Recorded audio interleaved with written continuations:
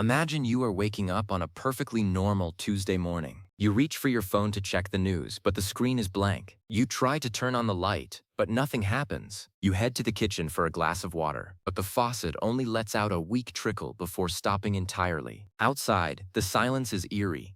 No hum of traffic, no distant sirens, just a vast technological void.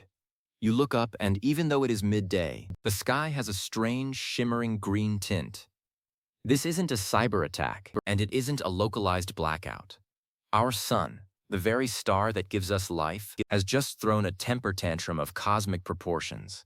A massive coronal mass ejection, a billion-ton cloud of solar plasma, has just slammed into Earth's magnetic field at millions of miles per hour. We are talking about a direct hit from a Carrington-level solar storm. In less than 24 hours, the modern hyper-connected world has been physically unplugged. If a major solar storm hits Earth tomorrow, we aren't just looking at a bad day for the internet. We are looking at a fundamental reset of global civilization that could take decades to repair. We are going to dive deep into the physics of solar fury, the fragile architecture of our power grids, and the terrifying timeline of what happens when the sun decides to remind us who is really in charge of the solar system. To understand the danger, we first have to understand what the sun actually is. It isn't just a glowing ball of light.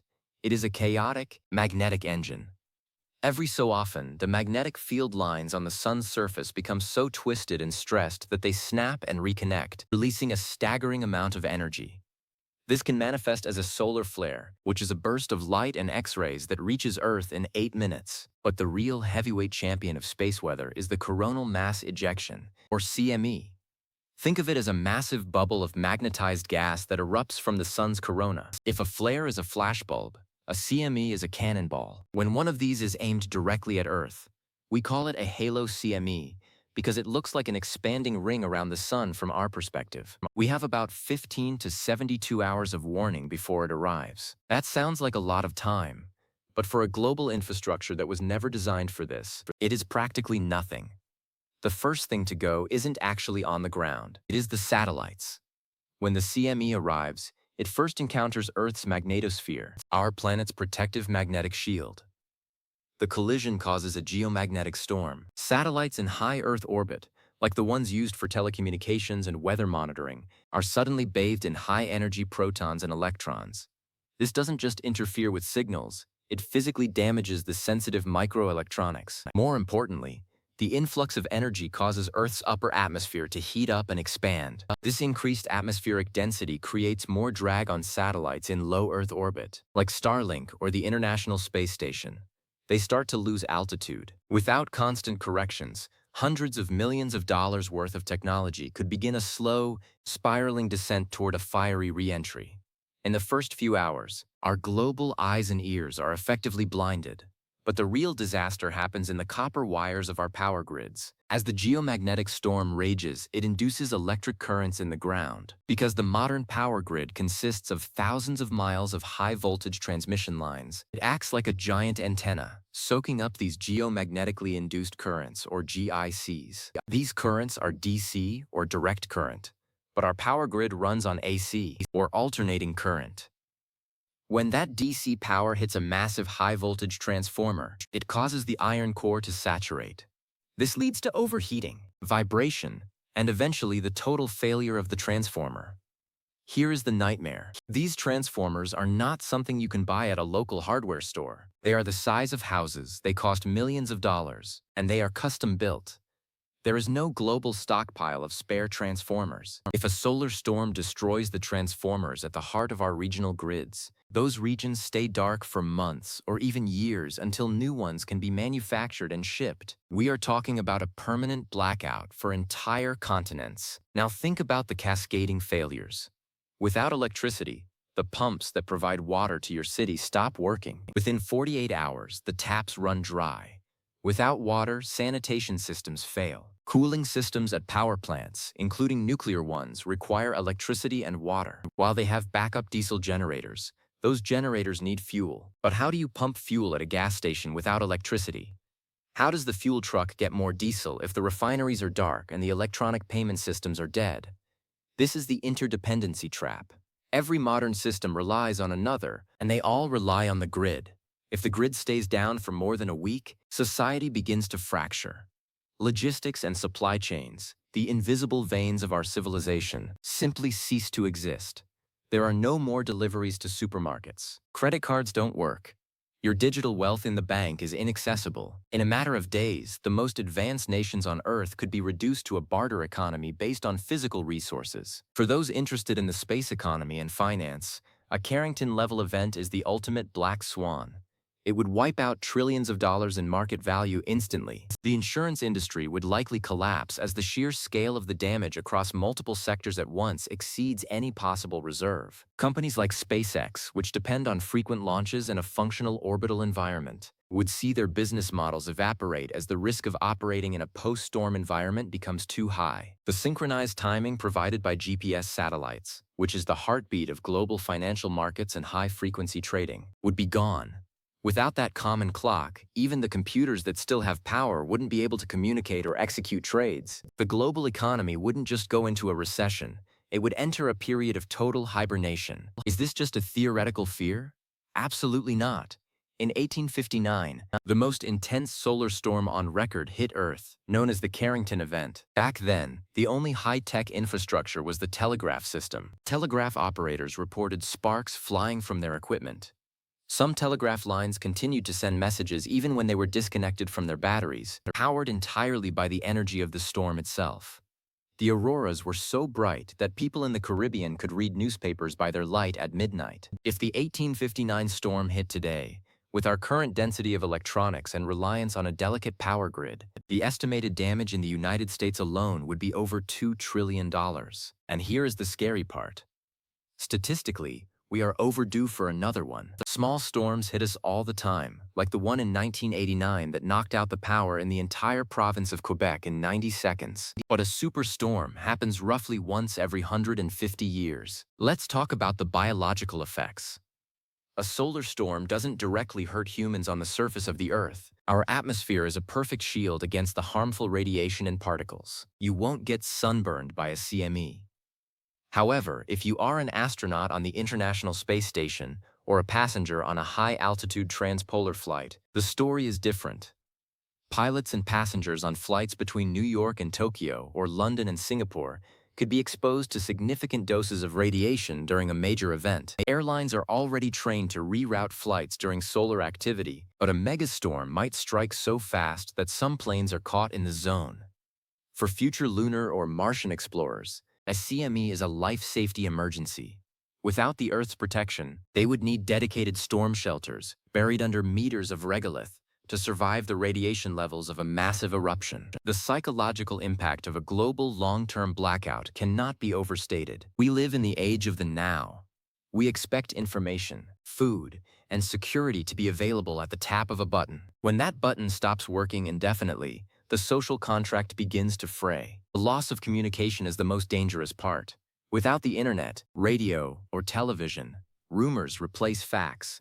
Governments would struggle to provide updates or maintain order. Imagine a city of 10 million people with no water, no lights, and no way to know if help is coming. This isn't about being preppers. It's about acknowledging that our civilization has a single point of failure. We have traded resilience for efficiency.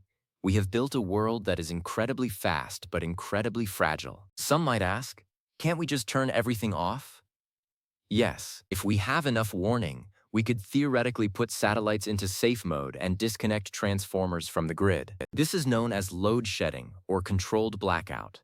By intentionally shutting down the grid before the storm hits, we could prevent the massive currents from melting the transformers. But doing this requires a level of global cooperation that we rarely see. Who decides when to pull the plug?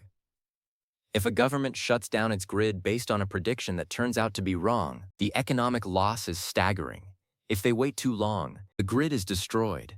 It is the ultimate high-stakes gamble. Our current space weather forecasting systems, like the DSKOVR satellite, are located about 1 million miles away at the L1 point. They give us about a 15 to 30-minute warning of the exact intensity of the storm before it hits our atmosphere. 30 minutes is barely enough time to send a tweet, let alone shut down a continental energy infrastructure. Looking toward 2026 and the peak of solar cycle 25, the risk is increasing. The sun goes through an 11-year cycle of activity. During solar maximum, sunspots, flares, and CMEs become much more frequent. We are heading into that peak right now. This means the probability of a major hit is at its highest in over a decade. Meanwhile, our reliance on the grid and satellites has more than doubled since the last solar maximum. We have more satellites in orbit than ever before, and our just-in-time logistics systems have become even more optimized and less resilient. We are moving toward a collision course between a more active sun and a more vulnerable Earth. If a storm hits tomorrow, the timeline of the first hour is crucial. Within 8 minutes of the flare, short-wave radio communication on the sunlit side of Earth fails. GPS errors begin to creep in, meaning precision landing systems for aircraft are compromised. 30 minutes later, a rain of high-energy protons hits the poles, making transpolar flights dangerous. 12 to 24 hours later, the CME itself arrives. This is when the compass needles begin to twitch. The auroras, usually confined to the north and south poles, begin to spread toward the equator. People in Mexico City or Cairo might see the northern lights. These beautiful lights are the visible sign of the magnetic war happening above our heads. Then the power lines begin to hum. Transformers begin to smoke. Then, silence. The long-term recovery is where the true cost lies. In a world where every factory depends on electricity and specialized parts, how do you rebuild the grid if the power is out everywhere? It's a chicken and the egg problem. You need electricity to build transformers, but you need transformers to have electricity. We would have to prioritize certain sectors, like hospitals and military bases, while the general population remains in a pre-industrial state. The geopolitical map would change. Nations with more decentralized power systems or less reliance on high-tech infrastructure might fare better than hyper-integrated superpowers. It would be a time of mass migration as people flee cities that can no longer provide water and food. For the science fans, let's talk about superflares. Some stars, like our sun, have been observed to produce flares thousands of times more powerful than anything we have seen from our sun in recorded history. If a superflare hit Earth, the atmosphere itself could be partially stripped away, and the radiation could be lethal even at ground level. Fortunately, there is no evidence that our sun is capable of such an extreme event in its current stage of life. However, even a regular superstorm like the Carrington event is enough to break our current civilization. We are playing a game of cosmic roulette, and we have been incredibly lucky for the last 160 years. How can we protect ourselves? The solution is to build a hardened grid. This involves installing high-speed blocking devices in transformers and grounding systems that can handle the extra current. It also means investing in more space weather satellites to give us better warning times. We need a plan B for the internet and communications that isn't entirely dependent on orbiting satellites or delicate subsea cables. We need to move toward a more modular, decentralized energy system, like microgrids and local solar storage, which are less vulnerable to continental-scale surges. These solutions exist, but they are expensive and require a long-term vision that politicians often lack. It's hard to get funding for a disaster that hasn't happened yet. What can you do on a personal level? It's the same advice for any major disaster. Have a way to store water. Have a supply of non-perishable food. Have a way to generate a small amount of power locally, like a portable solar panel. But most importantly, have a plan for how to communicate with your family if the network is down. Digital assets are great, but in a solar storm, cash is king and physical is permanent. Understanding the risk is the first step toward resilience. We don't need to fear the sun, but we must respect it. The sun is the reason we exist. Its light drives our weather, our food, and our very lives. But it is also a wild, untamed star. Our technology is a thin veneer of order painted over a chaotic universe. A major solar storm is a reminder that we are part of a larger solar ecosystem. We are not just residents of Earth. We are residents of the heliosphere. As we continue to expand our technological footprint into space and integrate electronics into every aspect of our lives, we must build with the sun in mind.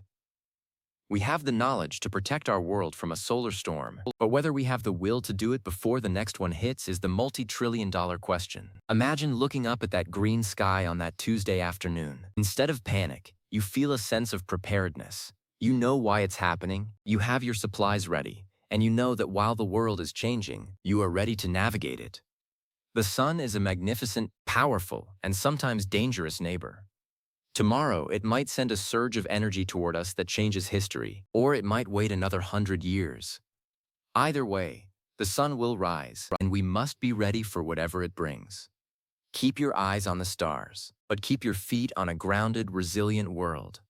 Space is the ultimate frontier, but sometimes the biggest challenges come from the star right in the center of it all. Stay curious, stay prepared, and never forget that we are all living within the atmosphere of a star.